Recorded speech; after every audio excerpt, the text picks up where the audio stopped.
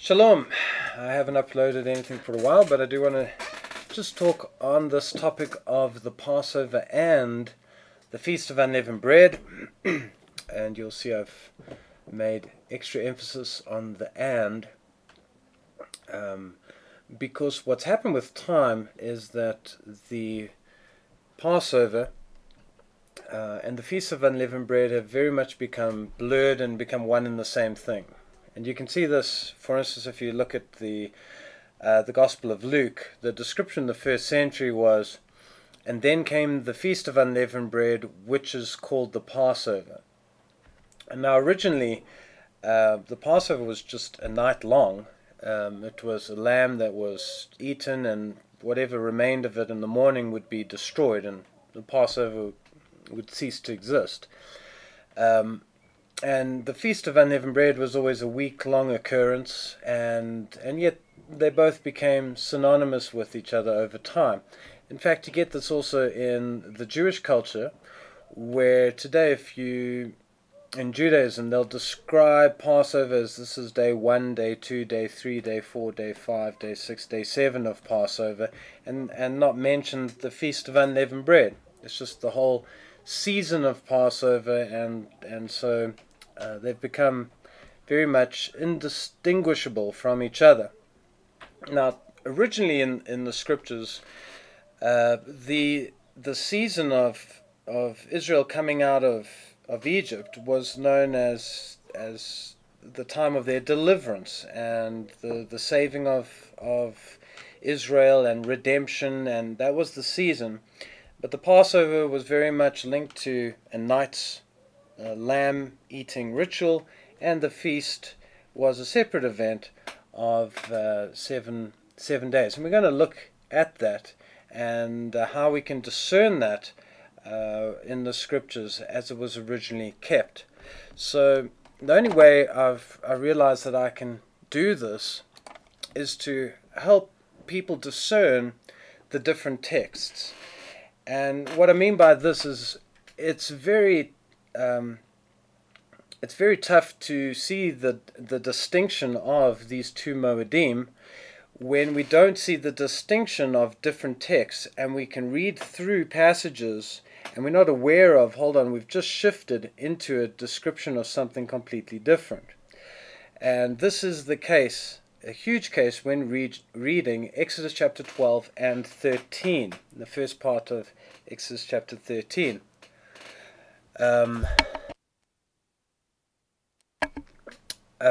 So we're going to look at that, and then we're also going to look at and try and discern between the different unleavened breads.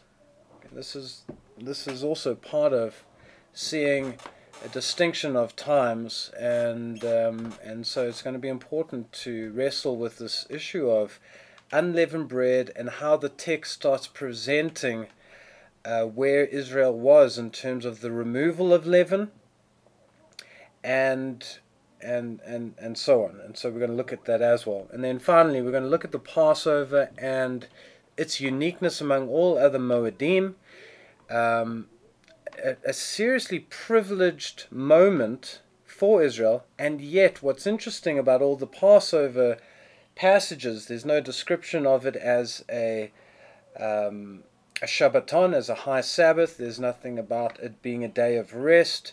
There's nothing about a holy convocation. It's very much on a family level, a rite performed on a family level, and not like the privilege of when the nation can gather for the feasts and the rite of gathering and being able to celebrate holy days as that broader communal gathering. That we're going to see is more connected to the Feast of Unleavened Bread.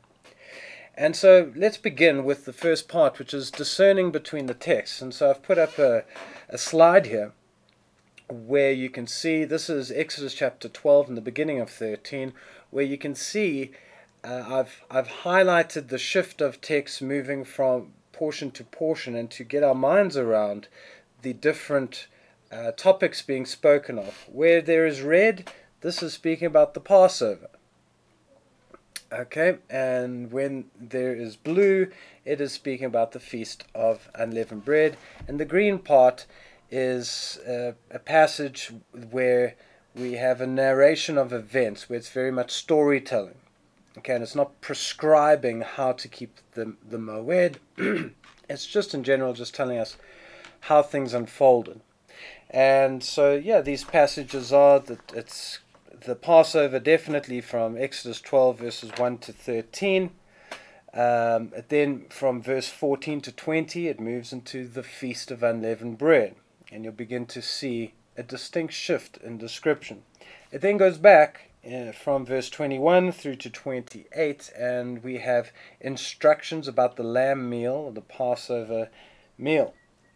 And then in verse 29 all the way through to verse 41 we have the description of events, just storytelling of, from the night of the Passover with Pharaoh, and eventually letting Israel go, and they take the gold and silver from the Egyptians, and they go from Ramses through to Sukkot, and time moves on.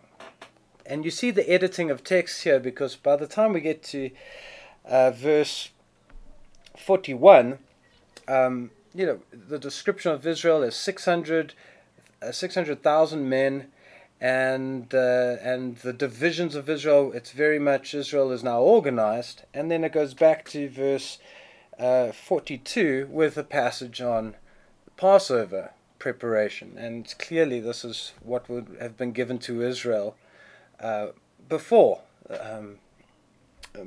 this time. And anyway, from 42 through to 50 we have again some Passover description, and then finally we have a final part of the description of the Feast of Unleavened Bread, and we get some interesting details that are just for the feast and not for the Pesach. And so let's have a look at these. So as I said, Exodus chapter 12, 1 to 13 is about the Passover. When you read the text, you'll see I've highlighted bits of it. You'll see it's speaking about the lamb. It's speaking about a household, and have enough lamb per house. It's also each man take it. This is a sacred meal, but it is on the level of, it's kind of democratized across the people of Israel, that they can themselves slaughter this lamb, eat of this lamb. And so that's also quite interesting, but we get this idea of the household deliverance.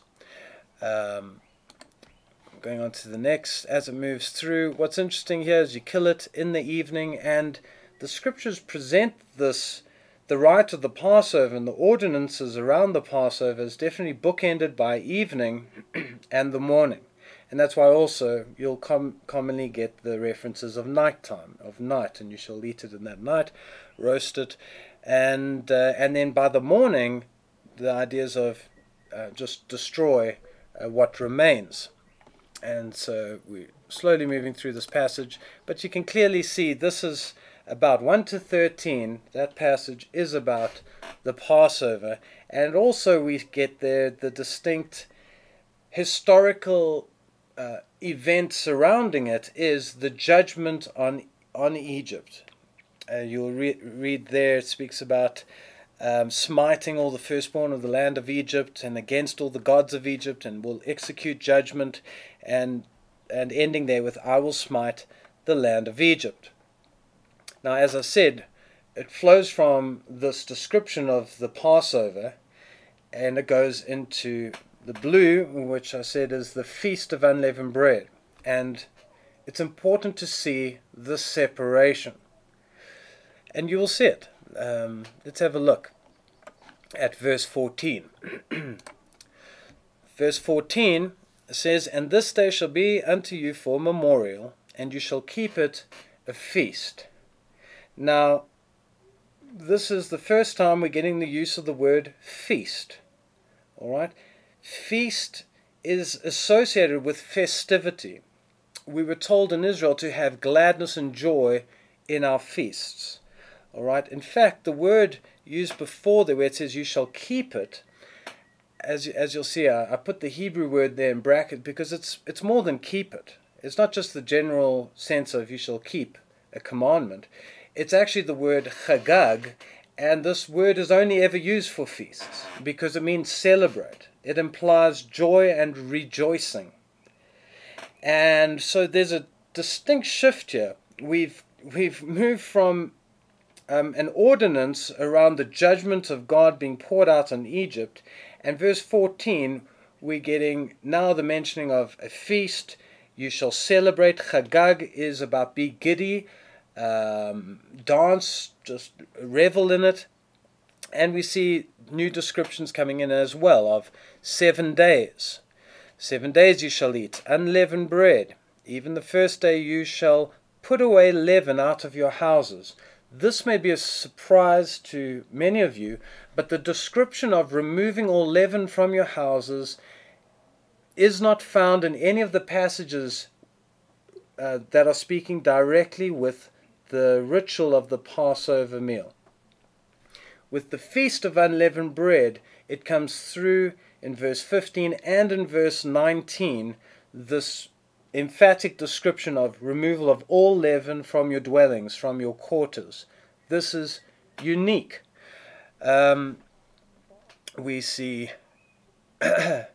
We also see this issue of a holy convocation. All right, we get a set apart time of gathering. The Passover, there was not this national or broader community coming together to observe this. Israel was only the family units were really operating. Part of the humbling of Pharaoh was that Israel could go and feast because it required coming together as a nation.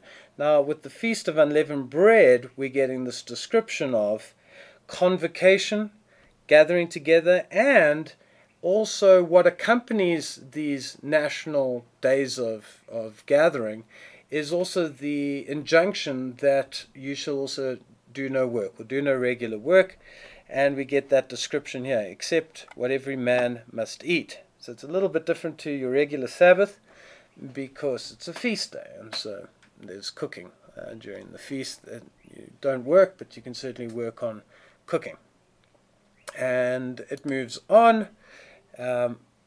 Observe the Feast of Unleavened Bread, and here I highlighted another interesting distinction about this time. We get this distinction of I brought your armies out of the land of Egypt. Other translations have your hosts or your divisions. There's a sense of organization, and it's the deliverance when Israel's at a place of being organized. Okay, this is also interesting concerning the Feast of Unleavened Bread. Again, I highlighted there 7 days. You shall have no leaven found in your houses. I believe that's verse 19. And so there we see this injunction again. It's within the 7-day period, no leaven in your houses. It is emphasized within the context of the Feast of Unleavened Bread. And so we read this passage, and you will see that there's a sharp distinction between the two times. No mention of the lamb, no mention of the night. It's not on a household level. This is about the hosts of Israel coming out of Egypt. And we'll see soon what the unleavened bread on this occasion refers to. So going back to our broad overview of the chapter 12 and the beginning of chapter 13, we see after the blue it flows straight back into details concerning the Pesach. All right, and it doesn't take a genius to see this. We see from verse 21 to 28, it shifts back to the lamb. All right. Then Moses called for all the elders of Israel, said to them, draw out and take you a lamb according to your families, and kill the Passover. The Passover was originally, it was the lamb. It was the meal associated with the lamb. The lamb was the Passover. There's debate around the word. It could also mean the protection offering. Okay, so there's differing opinions of whether it was that Jehovah would pass over the houses of Israel, whether he would protect the houses of Israel from the destroyer. But needless to say, it was about the lamb. And so we go straight back into this. It's about the blood on the lintels, and he will pass through and smite the Egyptians, and we're getting a definite passage has gone back to the Passover. The second one, as just the next page, as well as we're going through up till verse 28. Again, it's the Passover. It's about the smiting of the Egyptians and the deliverance of the houses. I really feel this is important, an important distinction to make. The whole thing about the Passover was it is about that night and the household level of deliverance. When it got to the Feast of Unleavened Bread, this was now the feast time where Israel was in their divisions, the hosts of Israel together, and so there is the separation here to be seen. Right, so after the second passage, that's all about the Passover lamb. No mention of holy convocations, no mention of removing all yeast and leaven, no mention of of 7 days or anything like that. It clearly goes back to the Passover. And then we get to the historical narration, where this isn't about detailing how to keep a moed or the ritualistic slaughter of the lamb. This is just a general description of what happened as they were leaving. And it's here that we get the important seeds for understanding what the Feast of Unleavened Bread was about. With the Passover, we get the understand. We haven't lost that. We understand exactly what the Passover is about. But the Feast of Unleavened Bread and the discerning of different unleavened breads will only come when we read through this really slowly and begin to see what doesn't make sense according to our traditional understanding of how we keep Passover. And I'm talking about that element of, on the night of Passover, we believe the injunction of removing all leaven is there. But what we've seen right now is that, no, it's only described as for the 7-day period. And so this is going to be interesting when we read the description of Israel coming out of Egypt. So let's go into verses 29 to 41. And it came to pass that at midnight Jehovah smote all the firstborn of the land of Egypt, from the firstborn of Pharaoh that sat on his throne unto the firstborn of the captive that was in the dungeon, and all the firstborn of cattle. And Pharaoh rose up in the night, he and all his servants and all the Egyptians, and there was a great cry in Egypt, for there was not a house where there was not one dead. And he called for Moses and Aaron by night, and said, Rise up and get forth from among my people, both you and the children of Israel, and go serve Jehovah as you have said. And take your flocks and your herds with you, as you have said, and be gone, and bless me also. And the Egyptians were urgent upon the people, that they might send them out of the land in haste. For they said, We be all dead men. And the people took their dough before it was leavened. This should stick out. Right? This description here of they took their dough before it was leavened. Their kneading troughs being bound up on their clothes upon their shoulders. And the children of Israel did according to the word of Moses, and they borrowed permanently of the Egyptians jewels and silver and jewels of gold and raiment, and Jehovah gave the people favor in the sight of the Egyptians, so that they lent unto them such things that as they required. And they spoiled the Egyptians, and the children of Israel journeyed from Ramses to Sukkot. It carries on. Okay. Here we have a sense of Israel has been gathered. They are coming together as a people, and they leave from Ramses and they go to Sukkot. About 600,000 on foot. They've been counted. They've been numbered. They're in their ranks. There is order now. that were men beside children, and a mixed multitude went up also with them, and flocks and herds, and very much cattle. And they baked unleavened cakes of the dough which they brought forth out of Egypt, for it was not leavened, because they were thrust out of Egypt, and could not tarry. Neither they prepared for themselves any victual. Now the sojourning of the children of Israel who dwelt in Egypt was 430 years. And it came to pass at the end of the 430 years, even the very same day, it came to pass that all the hosts of Jehovah went out from the land of Egypt. This passage, if we really read it slowly, there is definitely something interesting to be said. And that is, I believe if you had someone extremely neutral who had never kept a Passover, who was just reading this text, and you firstly said to them, on the morning after the Passover, was there leaven available? That's the first question. Reading the text, the answer would be yes.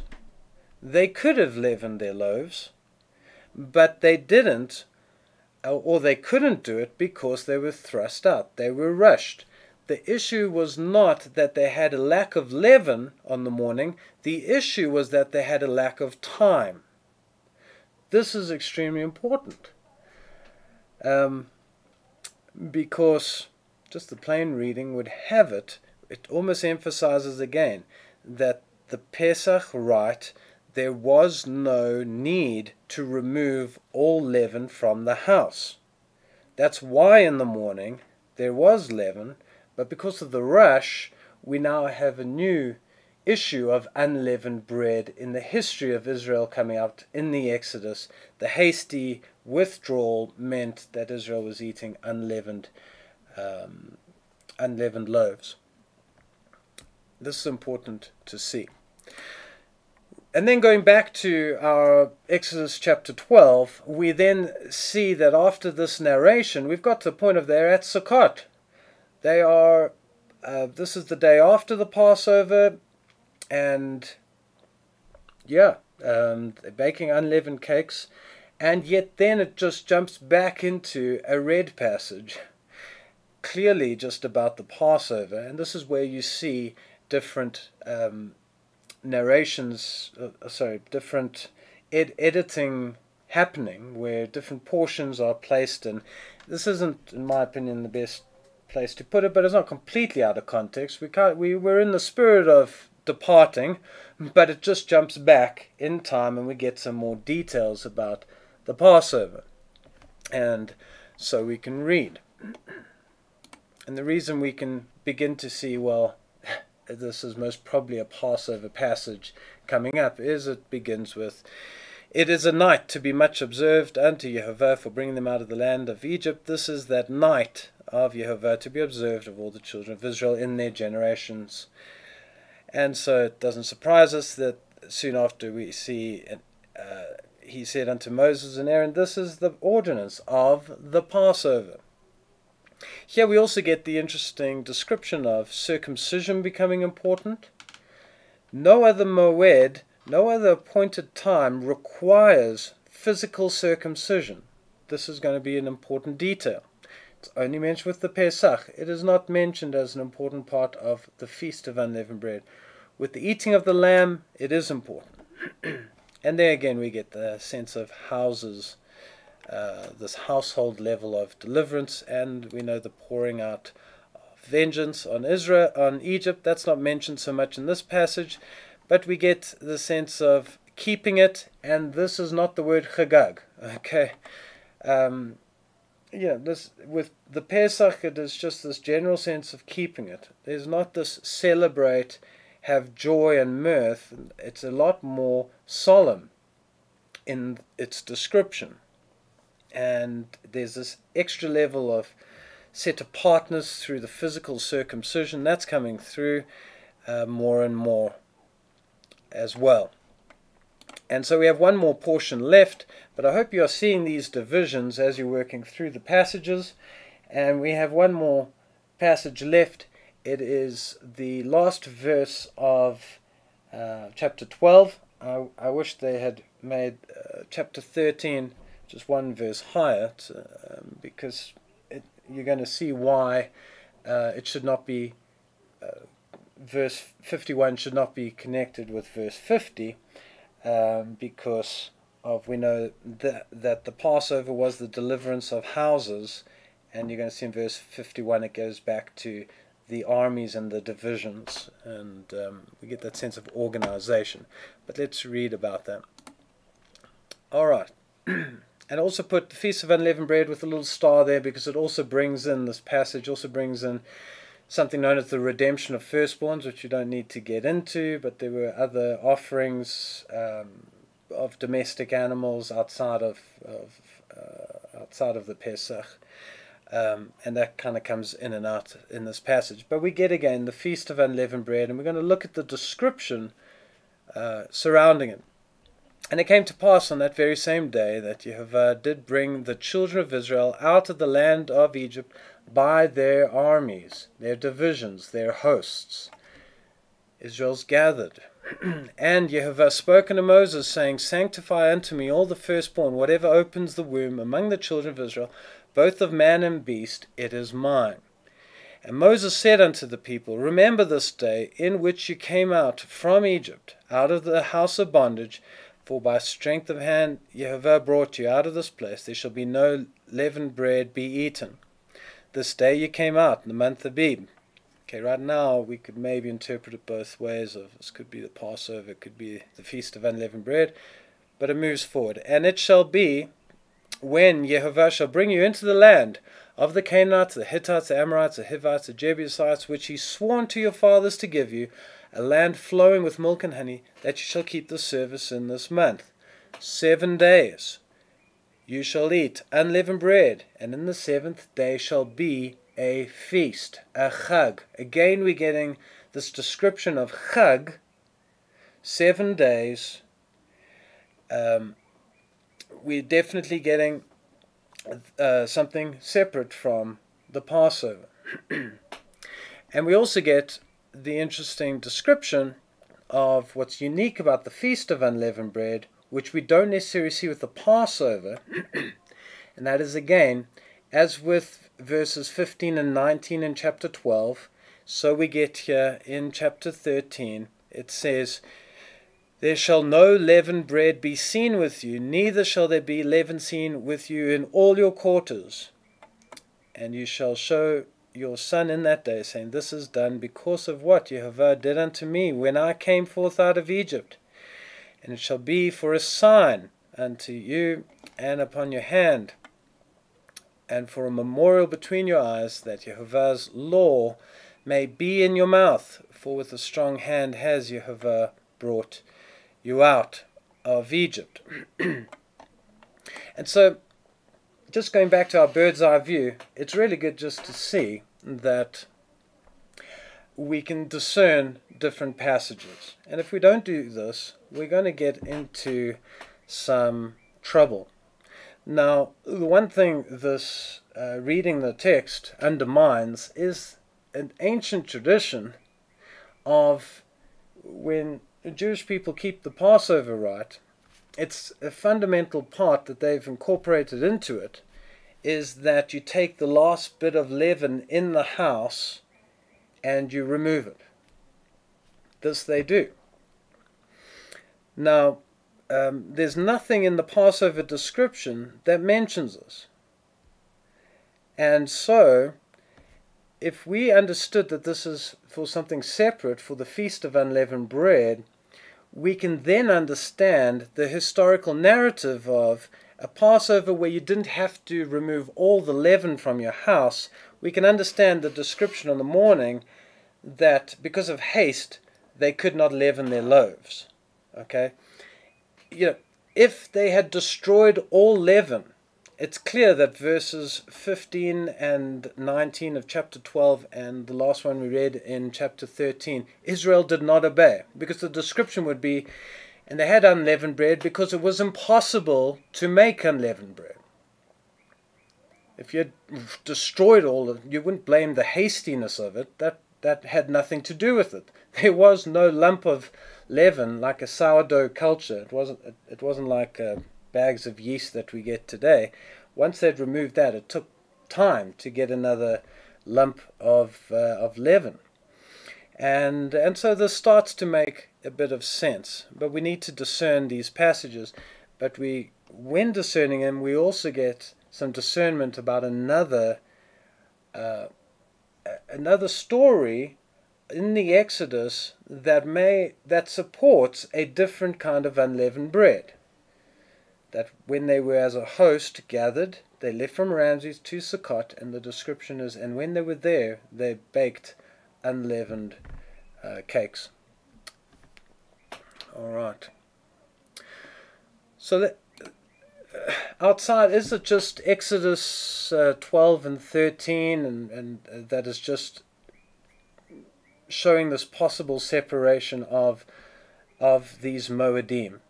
I believe not. We can look at other passages. A great passage to look at for the Passover, for the Pesach rite, is to go to Numbers chapter 9, and you can read through that. And again, with it, there's no description of the night of the Passover as being a night of holy convocation, community gathering like what you have on Shabbat and for other feast times. There's none of that. It's very much on a household level. What also comes through again is that if a person is unclean, we get these issues of cleanliness coming through, and that he could do it also just on a family level. If a man had gone away on a journey, or if he had been unclean during that time, there was the opportunity to keep it a month later. Okay? And this is important because we see an essence of ritual purity as being important for the Passover, which we do not find with any of the other Moedim. There's something up here, and we need to understand this. And in that description you can read all of Numbers 9, there's nothing about to eat of this meal, clean your house. If you're going to do it in the second month, you have to clean your dwelling to eat this meal. It does say, though, you shall eat it with unleavened bread and bitter herbs. That was the original description in Exodus 12. There's nothing about the injunctions of the Feast of Unleavened Bread in any way connected. Also, you can go through to Deuteronomy chapter 16, and here we also get a wonderful passage where we see again, although we don't emphasize the reason for the unleavened bread of the week, we definitely get that a direct connection where the week of eating unleavened bread is connected to the hasty coming out of Egypt, of Egypt pressuring Israel to leave. You can read verse 3, 7 days you shall eat unleavened bread therewith, even the bread of affliction, for you came forth out of the land of Egypt in haste. So the removing of leaven, the 7-day removal of leaven is connected with the hasty departure. And we should not assume that it has to do with the night of the Passover. Verse 4 also says, and you shall have, again it reinforces it's in the week setting. It's in the Feast of Unleavened Bread that we get this injunction of removal of all leaven. Verse 4, and there shall be no leavened bread seen with you in all of your coasts 7 days. And so it re-emphasizes the duality, that it is Passover and the Feast of Unleavened Bread. The Passover seems to be, the focus of that is a meal connected to the night of Israel's deliverance out of Egypt through the death of the firstborns, that household deliverance. The Feast of Unleavened Bread is with the physical exodus of them coming out with their armies, and because of being rushed, when they gathered for their feast and they started eating, they had unleavened bread that they had no time to mix leaven in with it. And so I think we can see a good pattern here. So, here's the big question. What is holy, then, about the Passover? Okay? And this will help us understand the unleavened bread that is eaten with the Passover. Okay? So, for many of us, when we think of the Passover after Israel's come out of Egypt, we typically think of it as kept in Israel as just a memorial meal. It would be a holiday, and it was just a meal kept in remembrance of what happened in Egypt. But the text would have us believe it was actually something much more, and I think we've missed out on some detail concerning this. Firstly, we have this injunction of circumcision being important. All right? And we have this issue of being clean coming up. We see this in Numbers chapter 9, where what if I'm richly unclean to keep the rite? Okay? It was an issue concerning the Pesach. It's not an issue with the other Moedim, but it is with the Pesach. And what we see is that we also assume that because it's on a domestic level, that we just see it as a general slaughtering, that just a general meal that a family would prepare, that each man would just take a lamb or a kid and slaughter it, and that's what it was about. But actually, when we analyze it, is that we see this is not just a common slaughtering of a lamb, but in fact, it is the slaughtering of an offering. Okay? Like an offering found in the temple. It is like when you read of Thanksgiving offerings that the Levites and the Kohanim would do, or peace offerings and the various offerings of the temple. What the Pesach was is in many ways connected to that, a sacred offering where Israelites themselves could actually slaughter the animal like the priests would do and cook it and eat it in their homes, and their homes in a way would be like the holy place or the sanctuary.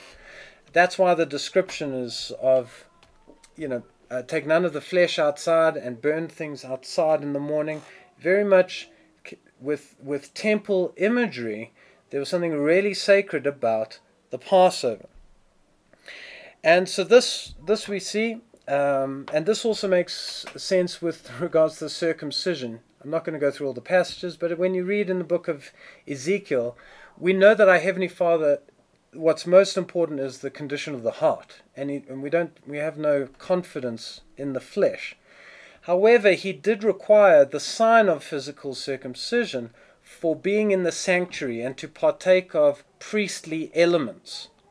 We see this in Ezekiel, where it says, no, the people that come up must be circumcised in heart and of flesh. It was important to him. And we see this also with Joshua, where Israel entered the land. They didn't have that generation didn't have the sign of physical circumcision. In fact, a whole generation that just had the sign of physical circumcision and didn't have circumcised hearts, they died in the wilderness, and a whole generation of uncircumcised Israelites went into the land. But we read in Joshua, before they ate the Passover, before they conducted the rites associated with that lamb, they all were circumcised. And so this is important to understand. It was an important thing of sanctuary, of offering. It was a high level of requirement for this. And so I want to read a couple of quotes I've got here about, this is in the first century from a man called Philo, and he wrote this when he analyzed the text about the Passover. I think it's very telling, and it is the true intent by which we should understand this rite and its special holiness and significance. He wrote, "The day called by the Hebrews in their own tongue the Passover, on the which the whole people sacrifice, every member of them, without waiting for the priest, because the law has granted to the whole nation for one special day in every year the right of priesthood and of performing the sacrifice themselves. There's another passage. After the new moon comes the crossing feast, which the Hebrews in their native tongue called Passover. In this festival, okay, I'd be scared of using festival, feast, I'd say in this rite, but anyway, we'll let it slide. Many myriads of victims are offered by the whole people, old and young alike, raised for that particular day to the dignity of the priesthood. For at other times the priests, according to the ordinances of the law, carry out both public sacrifices, evening and morning, and those offered by private individuals. But on this occasion, the whole nation performs the sacred rites and acts as priests. Now, I'm not certain that this is how it was acted out in the first century. We see a lot of politics going on in Jerusalem, and we even see issues in the day of Ezra and other times where Levites and priests and common people, and there's this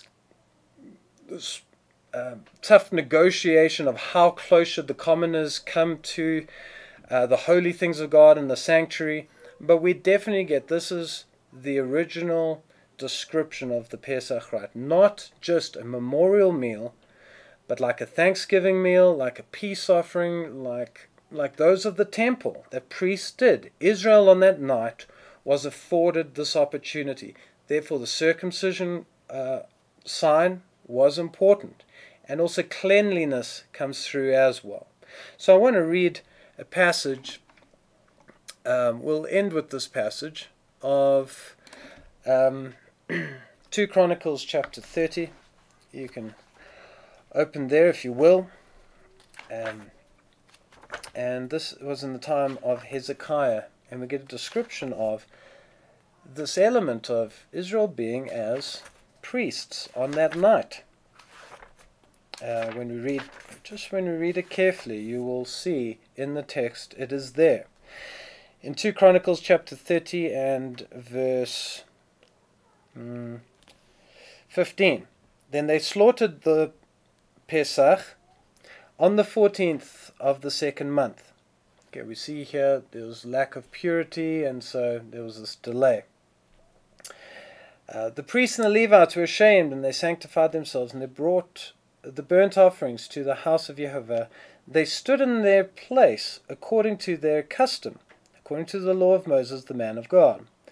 The priests sprinkled the blood received from the hands of the Levites, for there were many in the assembly who had not sanctified themselves.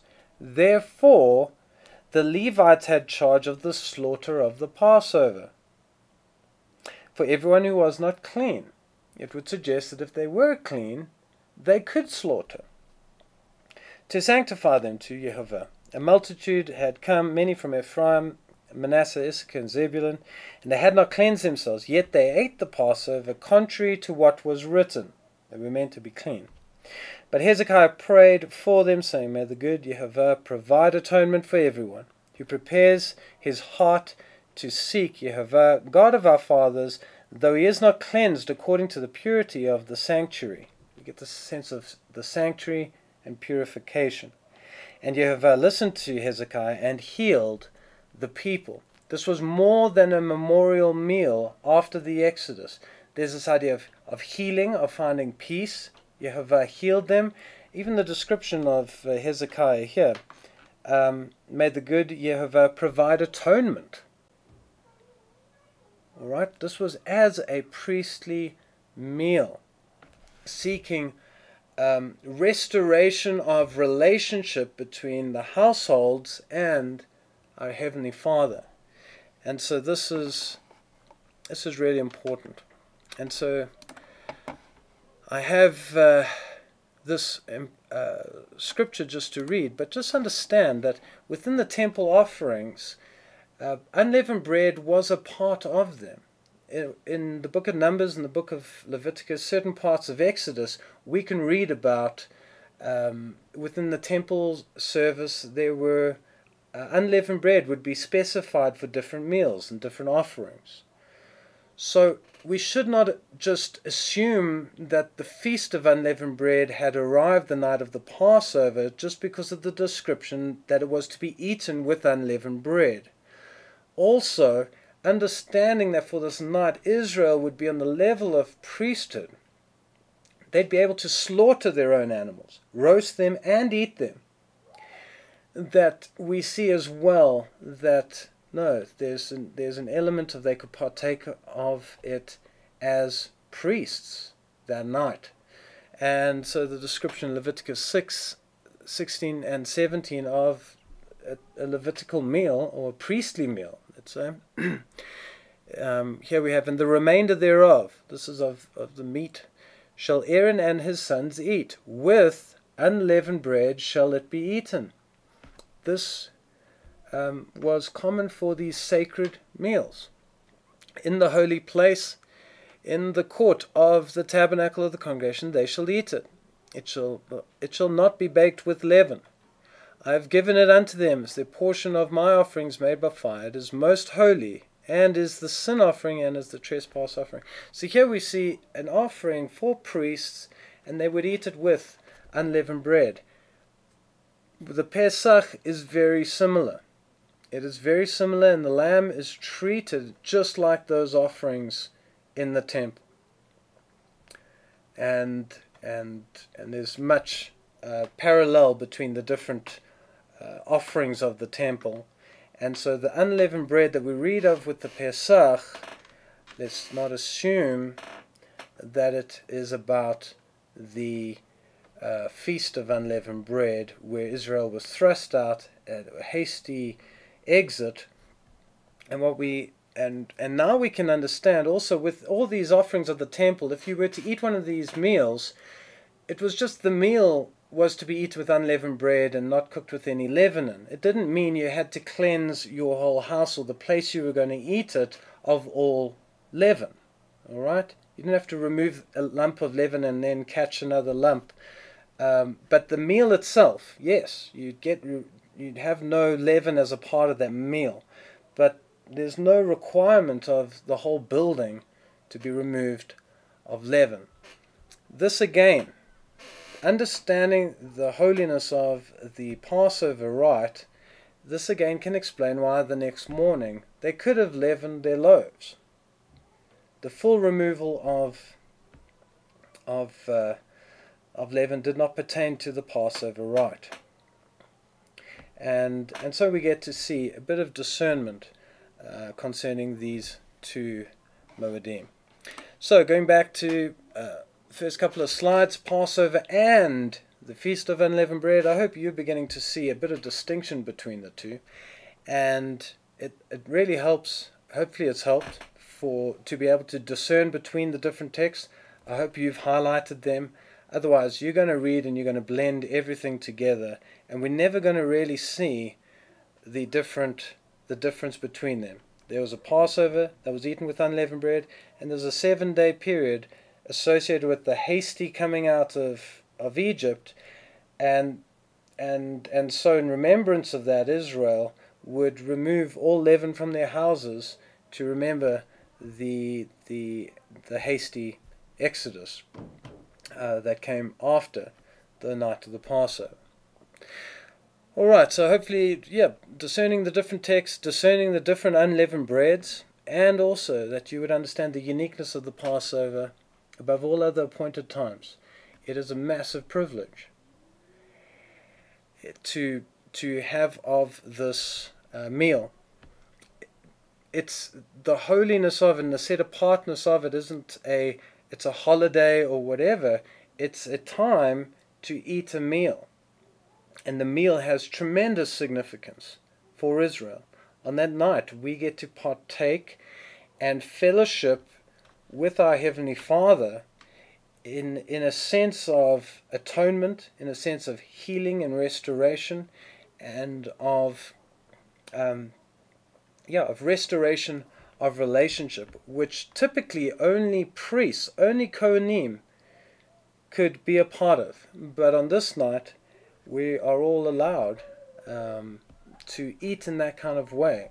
And so we even understand the elevation of Israel at this period of, as was said to Pharaoh, Israel is my firstborn. And there's this elevation of, we get to eat as priests on the night of the Passover. And so let's enjoy these times for the separateness of them. I didn't want to get into the dating and trying to understand the timing of all of that, but we certainly get a sense of the feast is one of celebration and joy, and even get that in 2 Chronicles after the sanctity of the holy place and being clean and atonement and praying, Father, look down on them with love, and all of that. And then it flows on into then the whole assembly. They kept the Feast of Unleavened Bread 7 days with great gladness. And there's distinction, and we can see these things. And the Levites and the priests praise Jehovah day by day, singing to Jehovah, accompanied by loud instruments. And so we definitely see the rite of the Passover as contrasted by the feast that follows after it. And so I hope for you that this would be a blessing for you to understand. I think we mainly do understand the Passover and the symbolism around it, but to maybe also understand the joy of Israel coming together as a nation after that, and also the bread of affliction they had to eat as they had to leave in a hurry, and to remember these things, and to be mindful of what they symbolize, and to be grateful for everything we have in its season. Shalom.